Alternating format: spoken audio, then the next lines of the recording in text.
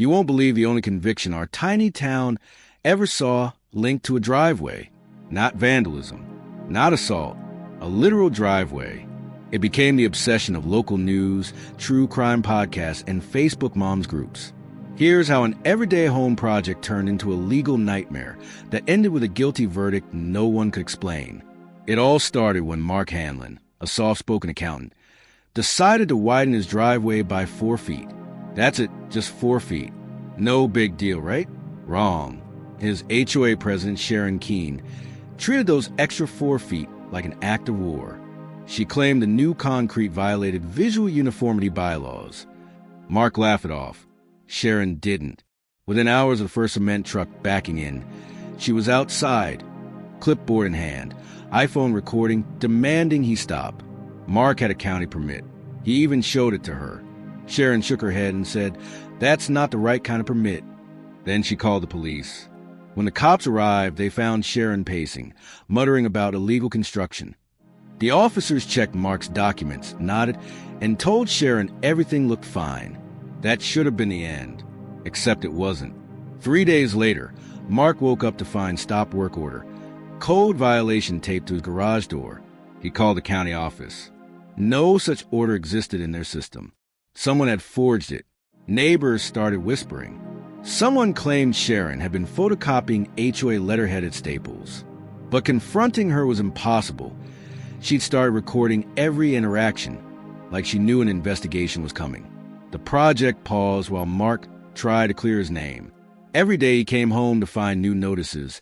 Excessive noise, unauthorized materials, non-compliant angle. None made sense. He began to suspect hidden cameras. That's when he noticed a subtle click from his mailbox. Inside, a motion sensor. Someone was tracking when he left the house. He reported it to the police. They shrugged and said unless he caught someone doing it, there wasn't much they could do. But a week later, something snapped. His car brakes gave out halfway down Maple Hill Road. The mechanic found a brake line cut clean. No corrosion, no accident. Clean cut. The case suddenly turned dark. Detectives revisited Sharon. Neighbors recalled she bragged about keeping her community safe from rule breakers. Still, no proof tied her to the sabotage. Weeks passed, paranoia spiked. Mark set up his own cameras. He started documenting everything. Until one night at 2:43 a.m., the motion alert pinged. A figure in slippers and a robe stood by his driveway, flashlight trembling. Sharon. She crouched, poured something along the edge of the fresh concrete and whispered, "Now it's uniform." Mark shouted from the window. She bolted. Police arrived minutes later, found a bottle labeled concrete dissolver. Yet the report filed that night vanished from the department system the next morning. Someone, somewhere was protecting her. Then came the first twist. Sharon wasn't just the HOA president. She was also a county inspection clerk. She'd been stamping her own paperwork, fabricating stop orders, and using her position to harass anyone who didn't follow her aesthetic standards. Investigators uncovered a trail of forged documents across 16 properties. One homeowner lost their fence over non-compliant paint hue. Another was fined for asymmetrical sod. But Mark's driveway case went further. His digital footage soon surfaced on Reddit. Millions viewed it overnight. The HOA president caught in pajamas, committing what looked like property sabotage. Internet detectives swarmed. News vans lined Maple Hill. Sharon vanished the day after the video dropped. Her husband claimed she went to visit her sister. That's when federal investigators joined. They found Sharon's home office stuffed with files, folders labeled driveway, mailbox heights, fence angles, and inside one envelope, a single Polaroid of Mark's house taken from a backyard tree line. Behind it, a key card badge from the county office, missing since 2020. The same badge had authorized a mysterious after-hours log in the night his report disappeared. The conspiracy wasn't just HOA drama anymore. It reeked of data tampering and fraud. Mark finally finished his driveway, but whispers just got louder. A grand jury indicted Sharon for document forgery and stalking. The trial drew national attention. She arrived in court calm, almost smug. During testimony, She insisted she was protecting neighborhood property values. Then, halfway through the cross-examination, prosecutors pulled out the Polaroid. They asked why she photographed Mark's house from the woods. Her eyes barely moved. She said, because he wasn't the real target. The courtroom froze. Everyone leaned forward. She explained that 6 months earlier, the HOA had received an anonymous complaint about an unauthorized structure behind Mark's lot, a shed supposedly housing hazardous material. She believed the shed was part of an insurance fraud scheme, not his driveway. The driveway, she claimed, was covered for something bigger, and she was collecting evidence. The jury didn't buy it first, until detectives confirmed the anonymous complaint existed and traced it back to a fake email account registered under Mark's own name. Mark swore he'd never written it, but digital forensics showed the account originated from his home IP address. Everything flipped. Suddenly, Mark, the victim, looked suspicious. Why was someone sending fake complaints from his network? Was it a setup? Or was Mark manipulating the story all along?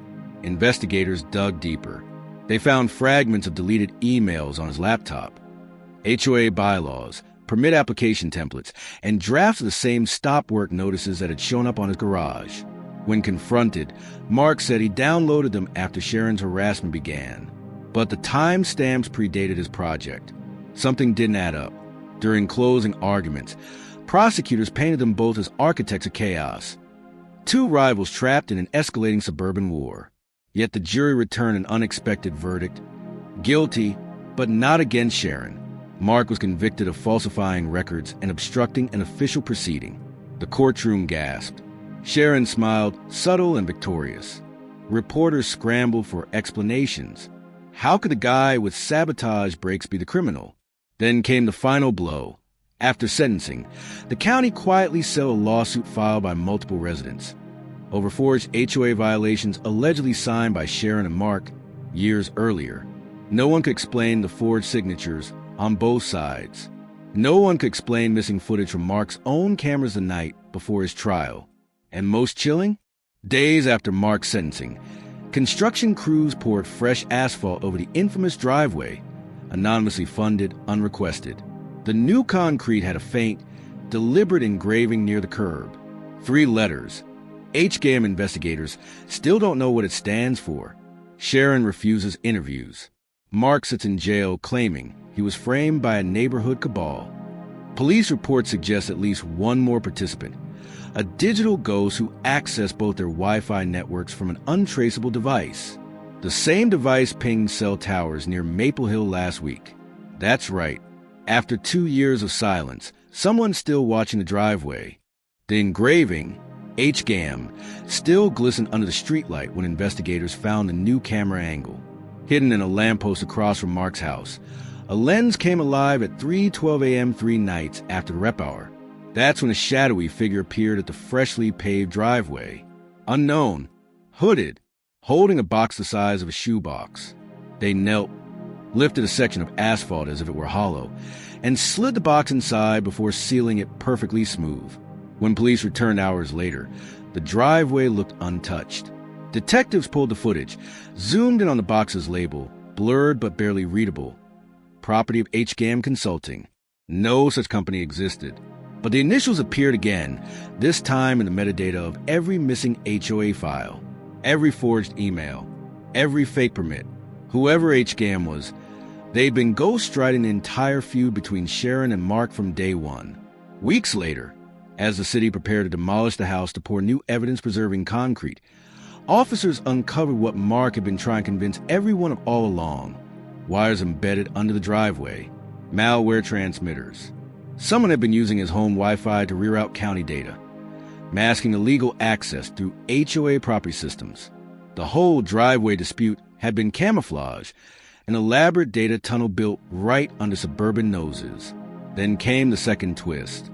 A fingerprint on the signal box matched neither Mark nor Sharon.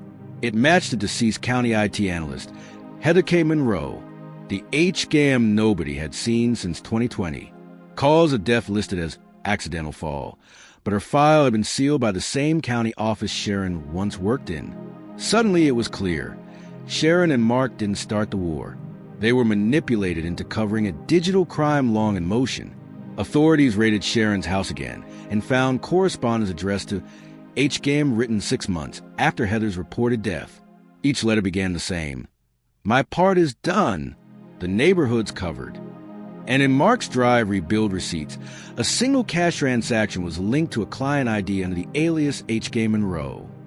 Before investigators could unearth the buried box, the driveway vanished, torn up overnight by an unmarked construction crew with no record, no permit, and no footage left behind. All that remains is an empty slab, a single tire track, and a signal ping still looping from the lamppost. Every night at exactly 3:12 a.m., the light flickers twice, like a heartbeat. Note, the Maple Hill case isn't over. Whoever HGAM is, they're still online. Stay tuned for more true crime unraveling the suburban nightmare.